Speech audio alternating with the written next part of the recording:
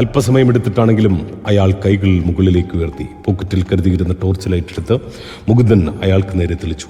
അയാളുടെ മുഖം കണ്ടതും ഒരു ഞെട്ടലോടെ മുകുന്ദൻ ചോദിച്ചു, ഫാദർ വിൻസെന്റ്. ലോഹയുടെ അടിയിൽ ധരിക്കുന്ന പാന്റും വെളുത്ത ഇന്നർ ബനിയനുമായിരുന്നു ഫാദറിന്റെ വേഷം. ആ വസ്ത്രത്തിൽ അങ്ങിങ്ങായി അല്പം രക്തക്കറവുണ്ടായിരുന്നു. അത് കണ്ടതും അല്പം ഭയത്തോടെ റിവോൾവർ മുറുകെ പിടിച്ചുകൊണ്ട് ചോദിച്ചു, ഫാദർ, നിങ്ങളുടെ വസ്ത്രത്തിൽ രക്തക്കറവുണ്ടല്ലോ. അപ്പോഴാണ് തോക്കു ചൂണ്ടി മുന്നിൽ നിൽക്കുന്നത് മുകുന്ദനാണെന്ന് വിൻസെന്റിന് മനസ്സിലായത്. കാറിനകത്ത് ചൂണ്ടിക്കാണിച്ചുകൊണ്ട് വിൻസെന്റ് പറഞ്ഞു, മുകുന്ദൻ സാറേ, ആ പെൺകുട്ടിയുടെ ജീവൻ അപകടത്തിലാണ്.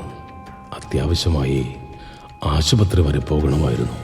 വിറയ്ക്കുന്ന കൈയോടെ മുകുന്ദൻ ടോർച്ച് ലൈറ്റ് കാറിനകത്തേക്ക് തെളിച്ചു. കറുത്ത ലോഹ ധരിച്ച് അബോധാവസ്ഥയിൽ കിടക്കുന്ന ഒരു സ്ത്രീ മുന്നിലെ സീറ്റിലുണ്ടായിരുന്നു. അവളുടെ ശരീരത്തിൽ നിന്നും അങ്ങിങ്ങായി രക്തം വാർന്നൊഴുകുന്നുമുണ്ട്. ഫാദർ വിൻസെന്റിനെ തള്ളിമാറ്റി കാറിന്റെ ഡോർ തുറന്ന് അകത്തേക്ക് ടോർച്ച് തെളിച്ചതും പേടിച്ചു പോയ മുകുന്ദൻ ഞെട്ടലോടെ തെറിച്ച് പിറകോട്ട് വീണു. അത് ശ്രീലക്ഷ്മിയായിരുന്നു. വീണുകിടന്ന മുകുന്ദൻ ചാടിയിടുന്നേറ്റ് വിൻസെന്റിന്റെ നെറ്റിയിൽ റിവോൾവർ വെച്ചുകൊണ്ട് ചോദിച്ചു, ഏയ്, ഇവളെങ്ങനെ നിങ്ങളുടെ വണ്ടിയിൽ വന്നു? ഭയന്നു പോയ വിൻസെന്റ് രണ്ടടി പിറകോട്ട് നടന്നു. പിന്നെ സൗമ്യമായി മറുപടി പറഞ്ഞു, രാത്രി ചർച്ചിന് പിറകിലുള്ള എൻ്റെ മുറിയുടെ വാതിലിൽ ആരോ തട്ടുന്നുണ്ടായിരുന്നു. വാതിൽ തുറന്നു നോക്കിയപ്പോൾ അന്ന് മിത്രയുടെ ശരീരം മറവ് ചെയ്യാൻ വന്നവരിൽ ഒരാളായിരുന്നു അത്. അയാൾ ഒരു വണ്ടിയുടെ താക്കോൽ കയ്യിൽ തന്നു. പുറത്ത് വണ്ടി ഉണ്ടെന്നും അതിലുള്ള സ്ത്രീയെ എത്രയും പെട്ടെന്ന് ആശുപത്രിയിൽ എത്തിക്കണമെന്നും അപേക്ഷിച്ചു. പെട്ടെന്ന് വസ്ത്രം മാറി ഇറങ്ങിയെങ്കിലും അയാൾ അവിടെയൊന്നും ഉണ്ടായിരുന്നില്ല. ചർച്ചിന് പുറത്തിറങ്ങി നോക്കിയപ്പോൾ കറുത്ത അംബാസഡർ കാറും അതിനകത്ത് ഈ സ്ത്രീയും ഉണ്ടായിരുന്നു. അവൾക്ക് വസ്ത്രം കുറവാണെന്ന് തോന്നിയപ്പോൾ ഞാൻ എൻ്റെ ലോഹ അഴിച്ച് ധരിപ്പിച്ചതാണ്. അപ്പോഴായിരിക്കാം എൻ്റെ വസ്ത്രത്തിലും രക്തം പതിഞ്ഞത്. ഫാദർ വിൻസെന്റിന്റെ സൗമ്യമായ പെരുമാറ്റം മുകുന്ദനെ അല്പം തണുപ്പിച്ചു. ഫാദർ പറയുന്നതിൽ സത്യമുണ്ടെന്ന് മനസ്സിലാക്കാൻ ആ പെരുമാറ്റം തന്നെ ധാരാളമായിരുന്നു.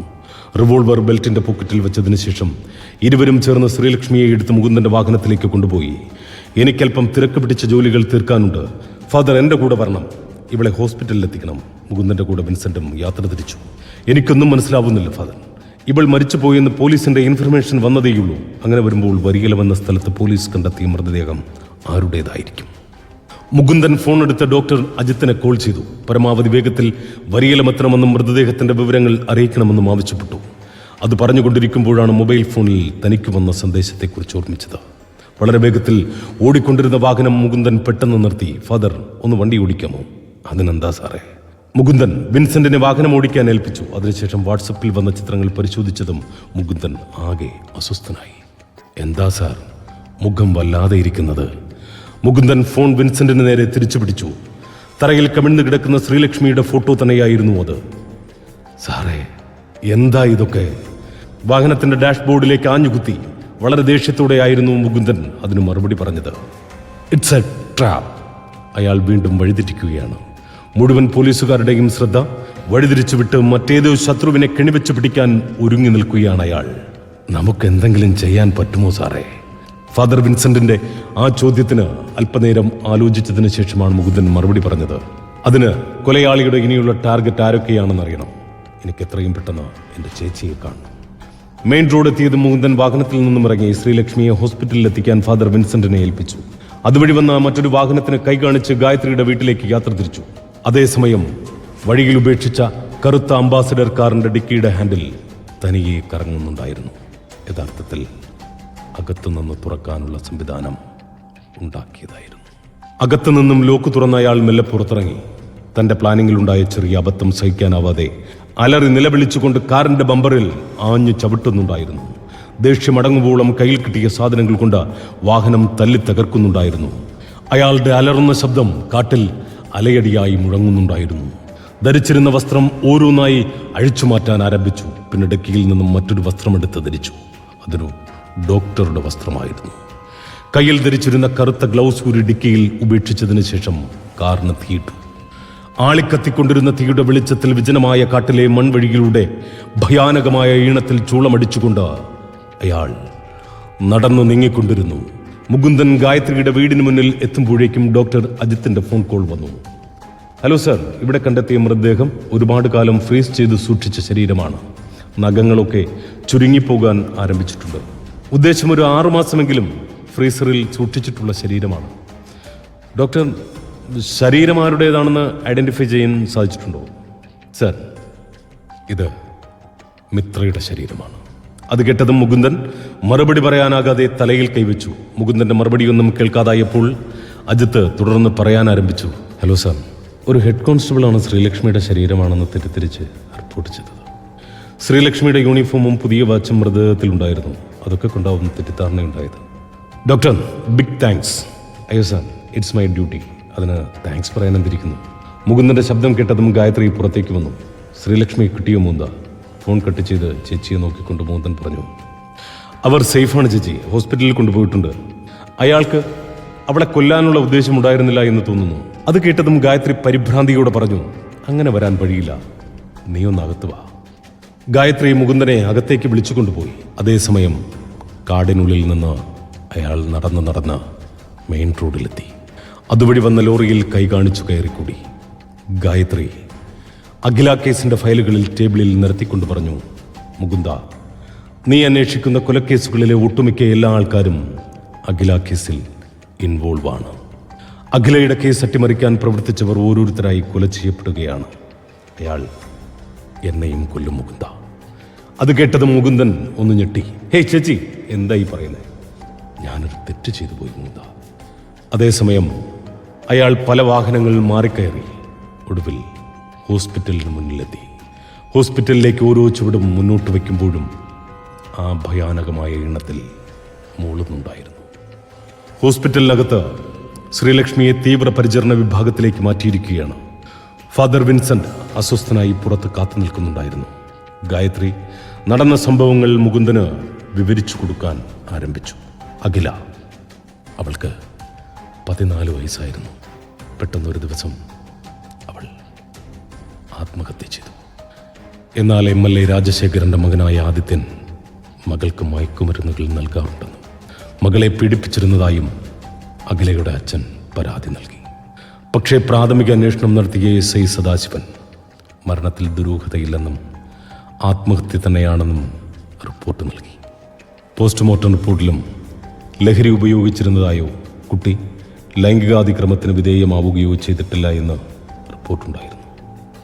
മകനെ കുരുക്കാൻ ശ്രമിക്കുന്ന കള്ളക്കേസാണെന്ന് പറഞ്ഞാണ് രാജശേഖരൻ എന്നെ സമീപിക്കുന്നത്. നിലവിലുള്ള റിപ്പോർട്ടുകൾ പരിശോധിച്ചപ്പോൾ എനിക്കും അങ്ങനെ തന്നെയാണ് തോന്നിയത്. പക്ഷേ ആ കേസ് കോടതിയിലെത്തിയപ്പോൾ എന്നെ ഞെട്ടിക്കുന്ന തെളിവുകളുമായി അഖിലയുടെ അച്ഛൻ്റെ വക്കീൽ കോടതിയിൽ സ്കോർ ചെയ്തു തുടങ്ങി.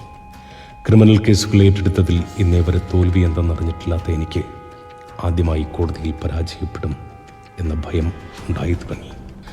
അതോടെ ഊണും ഉറക്കവുമില്ലാതായി. പിടിച്ചു നിൽക്കാനെന്നോണം ചില സാക്ഷികളെ കൂറുമാറ്റാൻ ഞാൻ തീരുമാനിച്ചു.